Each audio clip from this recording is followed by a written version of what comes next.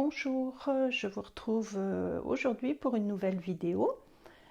Donc j'espère que vous allez bien malgré cette météo capricieuse, mais j'en profite là en ce moment, on a un petit rayon de soleil, donc j'espère que je l'aurai jusqu'au bout de la vidéo pour qu'on puisse voir au mieux le projet. Donc comme promis, voici la boîte que l'on va réaliser aujourd'hui ensemble. Donc c'est une boîte qui est assez grande. Si je mets ma main devant, regardez, voyez, c'est une grande boîte. Alors, je vous avais demandé de préparer pour ce projet un morceau de papier brune dune qui mesure 25 cm par 25 cm. Ah, je vais vous montrer. Donc voilà, moi je l'ai déjà découpé.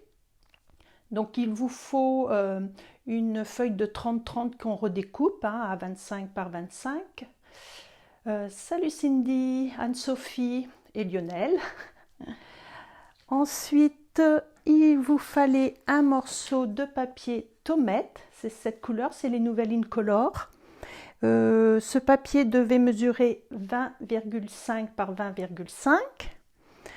Un autre papier brune dune qui mesure 12 par 12 cm. Un papier blanc qui mesure 11,5 par 11,5. Donc voilà déjà dans l'immédiat ce qu'on aura besoin. On va commencer donc avec le fond de la boîte. Le papier brune dune qui mesure 25 par 25. Donc vous allez prendre votre coupe-papier et on va marquer des plis tout autour à 4,8 cm. C'est précis. Allez, c'est parti. Donc, je vais me faire un petit peu de place, recentrer mon coupe-papier.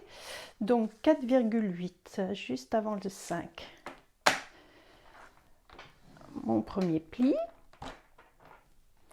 Et je tourne d'un quart. Et donc, je fais ça tout autour. 4,8.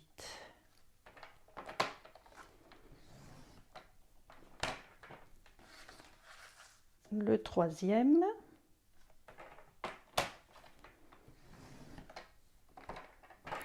et le dernier.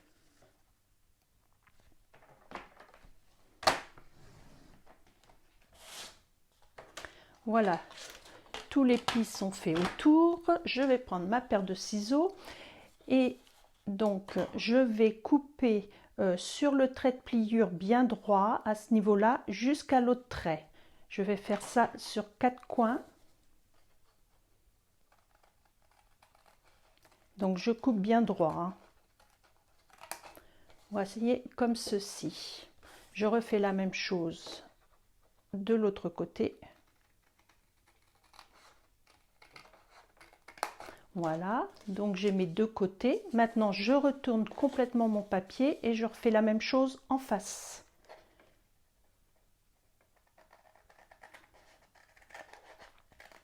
Et vous avez compris également ici, en face de l'autre. Maintenant, pour que ça soit plus facile au niveau du collage, j'ai une petite astuce. C'est souvent quand on plie, vous voyez, on va rabattre, ça dépasse légèrement. Donc, ce que je fais, au niveau de la languette qui va être collée, cette petite partie-là, je vais couper légèrement, comme ça, un genre de V à l'envers. Vous voyez, pour avoir plus de place pour coller. Et je vais faire la même chose au niveau de l'extérieur de la languette. J'enlève une petite bande en biais. Vous voyez? Donc maintenant, je refais ça à chaque petit rabat qui vont être collés. J'enlève une petite partie. Sinon, souvent, quand je vois en atelier, beaucoup ont des petits morceaux qui dépassent en fonction du pli, s'il a été fait correctement ou pas. Donc, c'est pas très joli. Donc, autant enlever. Il n'y a pas besoin de mesurer, hein, voyez, ni que ça soit bien droit, c'est pas bien grave. Hein, puisque ça sera caché à l'intérieur au moment du montage.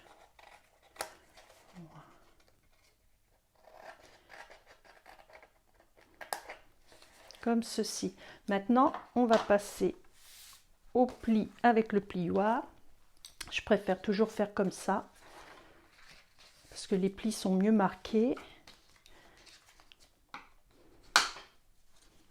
Alors j'aimerais savoir, quand vous me regardez comme ça, vous prenez plutôt des notes ou vous faites en même temps que moi? C'est pour savoir si je dois aller plus vite ou pas. Donc mettez-moi votre réponse si vous le faites en même temps ou pas. Hop. Et celui-ci que j'ai pas fait. Maintenant, on passe au montage. Donc je vais mettre de la colle sur les petits rabats.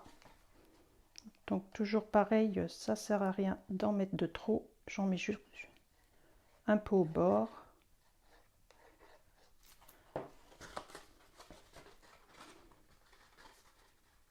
Et je me mets bien bord à bord au niveau du pli. J'insiste bien, voilà, pour que ça tienne.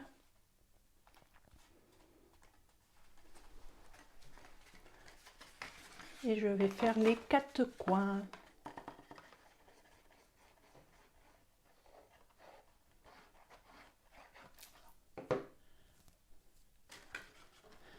Salut Jocelyne. T'as pas trop de retard, je viens juste de commencer.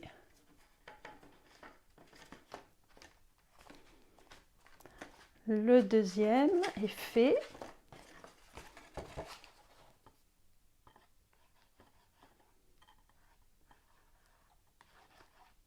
Hop là.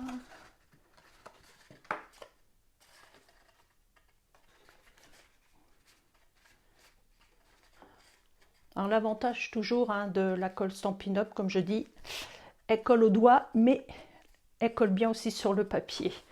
Donc quand c'est fait, on n'y revient plus. Et le dernier, petit rabat, c'est le plus délicat.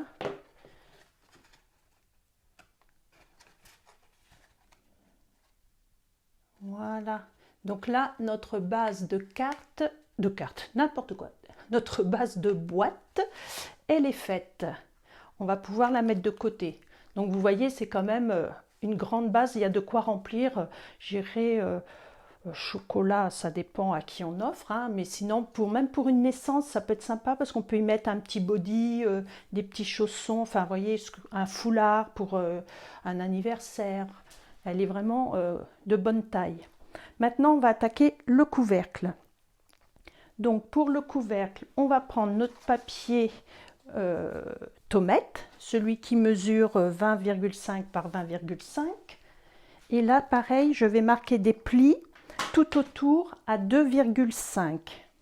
Donc, je reprends le coupe-papier et à 2,5. Donc là, comme la dernière fois, je vous ai dit, moi, quand c'est des petites mesures, je prends à l'envers.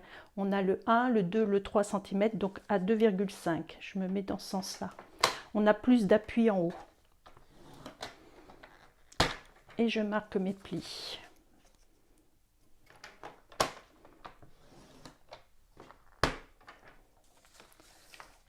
Le troisième.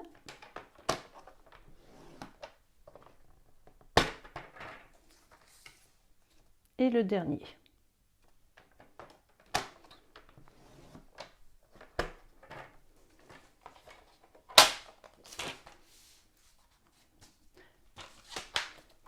Maintenant, on refait le même procédé que pour la base, c'est-à-dire je vais couper sur mon trait de pliure bien droit. Maintenant que vous avez compris le principe, j'enlève mes petits excédents tout de suite. Je refais la même chose à gauche. Hop. Les petits morceaux en biais. Je retourne ma feuille et je refais juste en face. La coupe droite.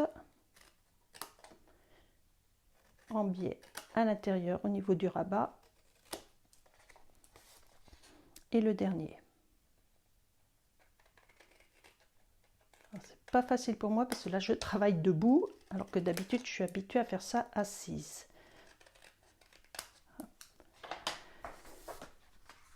Donc là le couvercle est fait. Je prends mon plioir, je plie.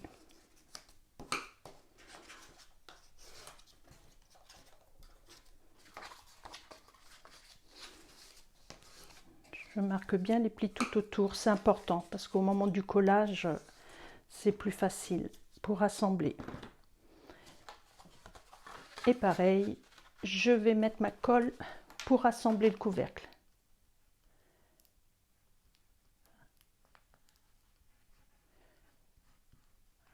Voilà, un peu du mal à sortir. Je vais essayer de gagner du temps et en faire deux en même temps.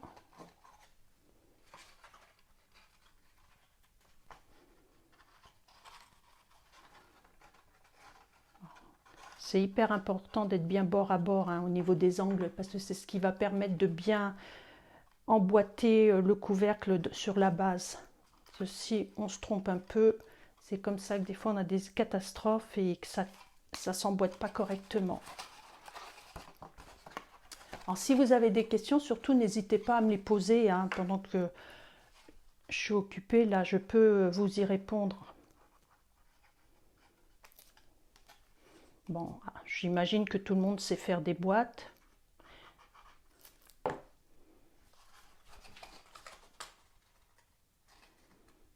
Là, et le deuxième.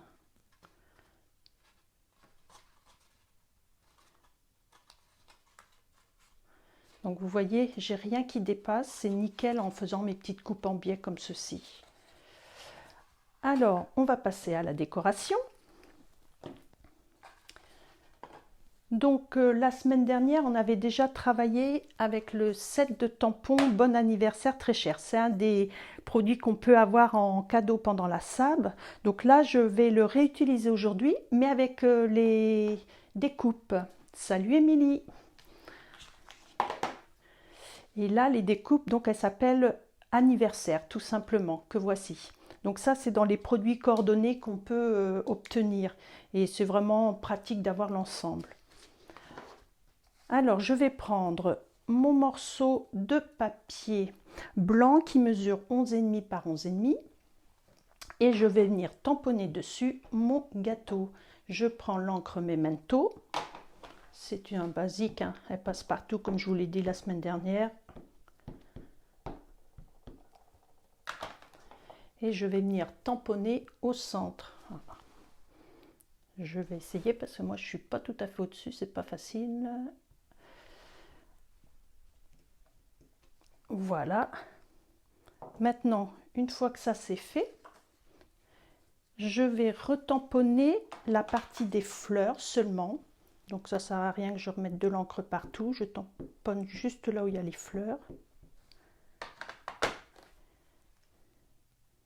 Voilà.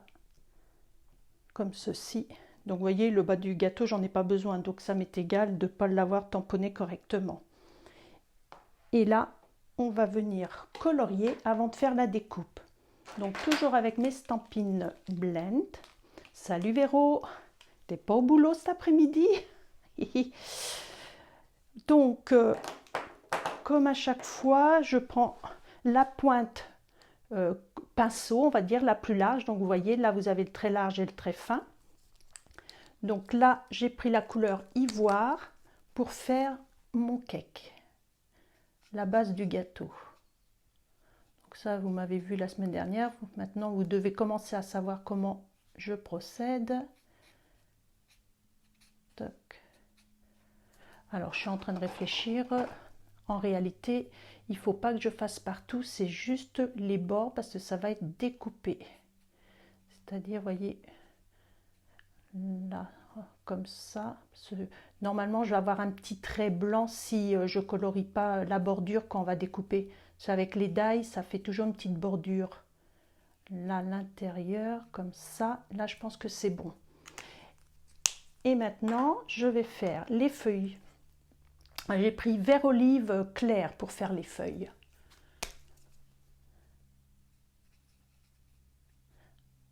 Donc, comme c'est des petites feuilles, il n'y a pas besoin de faire des dégradés. Là, on passe juste un petit coup.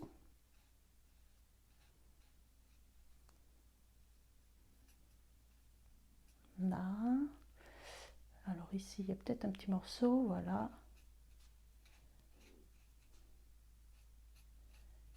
Alors vous faites en fonction des couleurs que vous avez chez vous, peu importe. Et maintenant, on va faire la fleur. Donc là, j'ai pris ocre roussillon clair. J'aurais pu prendre du rose ou autre chose, mais vu qu'en Stampin' Blend, on n'a pas la couleur tomate, ça viendra peut-être, mais je ne sais pas trop, comme c'est une color. Donc j'ai essayé de trouver quelque chose qui s'y rapprochait, on va dire, au plus près. Voilà. Comme ça. Alors là, où il y a des petits traits, vous voyez, je repasse un petit coup pour donner un semblant d'ombre à ma fleur.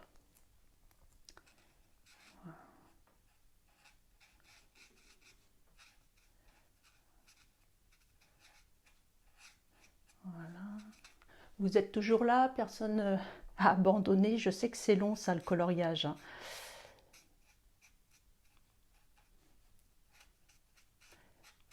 Alors, pour celles qui ont du mal à faire leur dégradé, comme je dis toujours, il ne faut pas hésiter à repasser, parce que comme c'est des feutres à alcool, il faut vraiment que l'alcool se fuse vraiment entre elles au niveau des couleurs. Donc, vous voyez, plus je repasse et plus la couleur va s'accentuer, mais sans avoir de marque. Et normalement, quand on a bien colorié, il y a une petite astuce, c'est que je dois avoir passé à travers mon papier, comme ceci. Alors, je vais faire mes petits boutons aussi. Et là, il ne me restera plus que le cœur des fleurs. Donc là, j'ai pris du jaune que j'ai oublié de prendre, qui est là. Donc c'était, je vous avais mis, voilà, Mélodie de mangue foncé pour le cœur.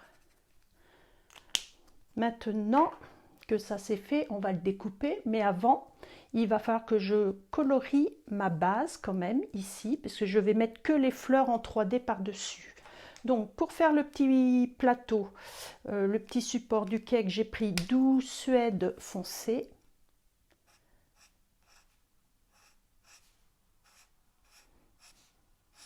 Ça, j'aurais peut-être pu prendre de l'avance et le faire ce matin pour gagner du temps. Bon, tant pis, hein. Vous allez être obligé de me regarder jusqu'au bout faire mon coloriage.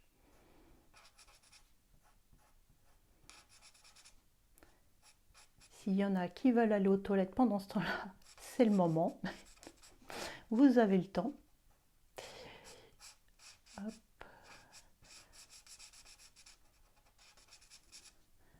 Là, je refais mes petits coups d'ombre.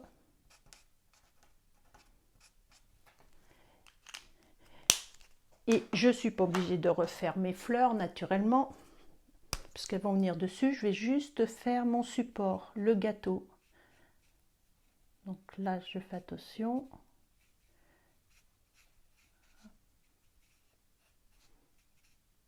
Surtout, c'est de ne pas dépasser au niveau des bordures.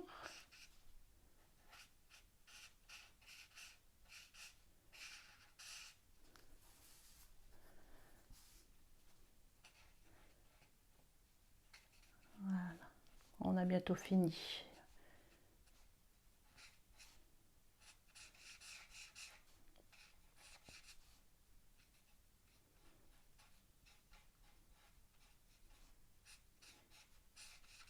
Voilà, c'est bon. Alors, maintenant, je vais faire la découpe. Je vais mettre tout ça de côté. Je vais attraper ma Big Shot. Me faire un peu de place pour que vous puissiez voir. Je vais prendre donc le motif. Vous voyez, il y a plusieurs motifs. Hein. On a le gâteau, il y a du feuillage, il y a un support. Alors attention, le support, un petit conseil, quand vous faites le gâteau, par exemple, je vais vous montrer, vous voyez, c'est si vous vouliez faire que la première partie du gâteau, c'est-à-dire le haut.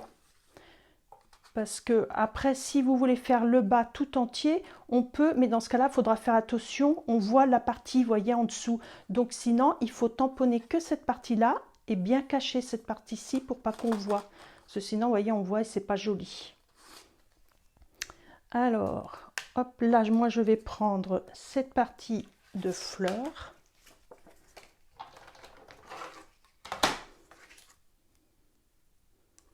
On va mettre dans le bon sens, essayer de bien se positionner, pas bouger. Je glisse ma deuxième plaque et je mouline. Alors ça fait bouger un peu naturellement à ce moment-là, sympa.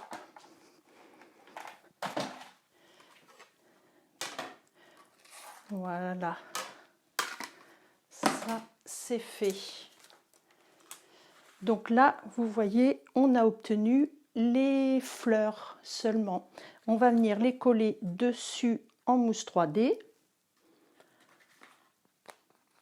Alors, c'est Stampin' Up, ça s'appelle pas mousse 3D, on dit des stampines dimensionnelles. Hein.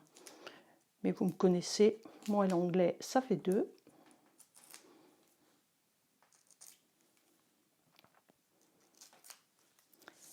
Et je viens me mettre correctement dessus.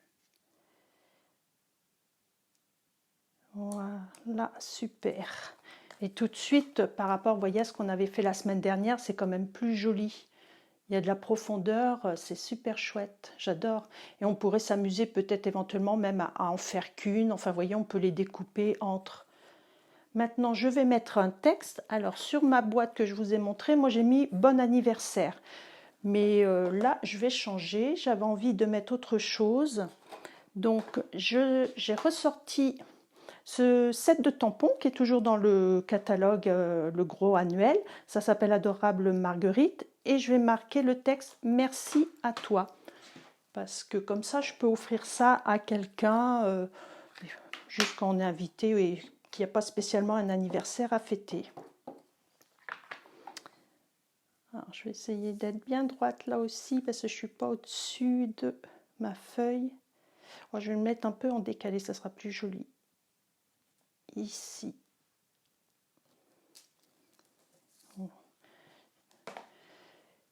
Et on va pouvoir passer au collage. Donc, je reprends mon couvercle. Je vais attraper mon petit papier brune dune, celui qui fait 12 par 12. Je vais coller donc mon gâteau dessus.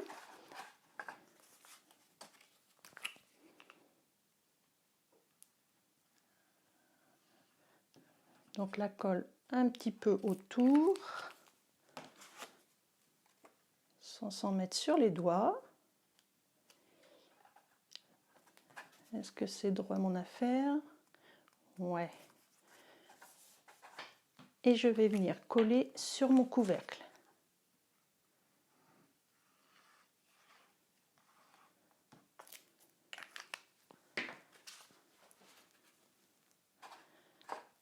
Pareil, j'essaye d'être centrée.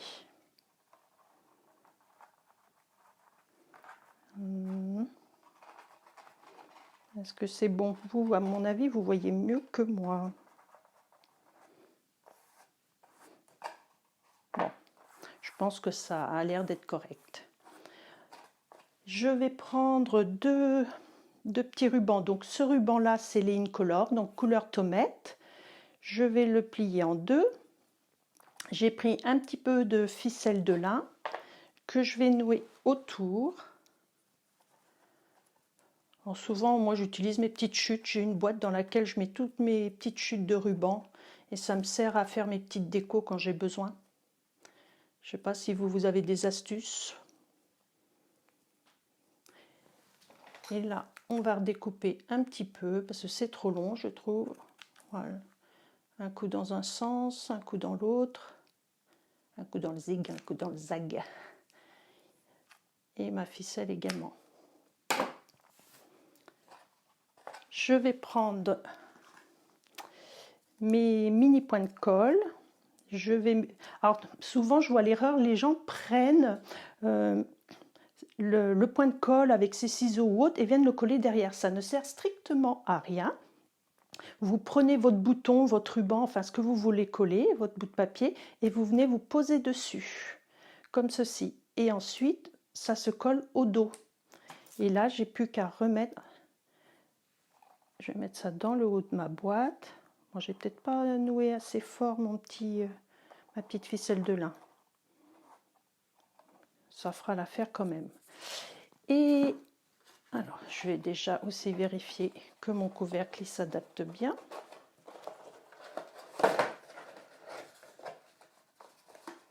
Et là, pour faire encore plus joli, si vous avez chez vous, moi je vais utiliser pareil mes petits pois là, comme ça, des mêmes couleurs que tomate. Ah, c'est collé. Voilà. Donc, vous voyez, c'est les Incolor tomate, là, le pan-pin-pan, ainsi de suite. Plume de Parme, je cherche les autres couleurs. Il y avait rose rococo et sous l'écume, je crois, un truc comme ça. Donc, si vous n'avez pas, c'est pas grave. Hein, vous mettez des strass, autre chose en fonction des couleurs de vos papiers. Et puis, toujours par chiffre impair. Hein, moi, je préfère. Décidément, quand ça veut pas, ça veut pas. C'est toujours comme ça quand vous faites une vidéo. Et là, on va en mettre à 3 endroits différents. En se mettant à plat, c'est plus facile. Et un légèrement plus grand que je glisse ici. Et voilà, la boîte est finie. Donc j'espère que le projet vous aura plu. Je vous remonte mon premier, donc où j'avais mis bon anniversaire, et le second avec merci à toi. Donc j'ai utilisé les mêmes couleurs, mais on peut faire ça dans les teintes que l'on veut. J'espère que ma vidéo vous aura plu. Surtout, n'hésitez pas à la partager. Ça me motivera un peu parce que j'avoue que c'est compliqué de faire des vidéos en direct. Donc, soyez indulgentes si des fois, ben voilà, il y a des petits blancs où je fais des erreurs. Mais le principal, c'est d'être motivé et de continuer. Donc, je vous dis normalement à la semaine prochaine et je vous souhaite un bon week-end.